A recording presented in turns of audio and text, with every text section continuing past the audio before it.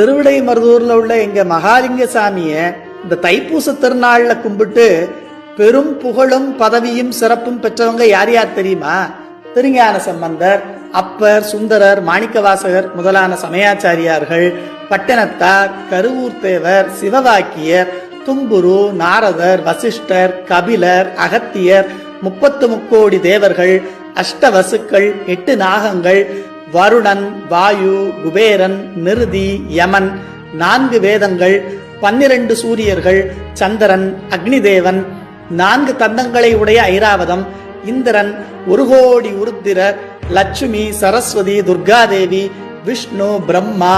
விநாயகர், முருகப்பெருமான், எல்லாத்துக்கும் மேல இந்த உலகத்தையே காத்து ரட்சிக்கும் பார்வதி தேவின்னு எல்லாருமே எங்க திருவிடை மருதூர் மகாலிங்க சாமியை பணிஞ்சு வணங்கி வரம் வாங்கித்தான் இந்த பெருநிலையை அடைந்தார்கள். இதை மூவா முதல்வ முக்கண் செல்வ தேவதேவ திருவிடை மருத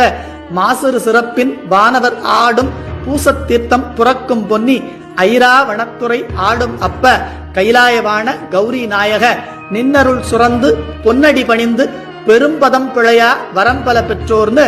திருவிடை மருதூர் மும்மணி கோவையில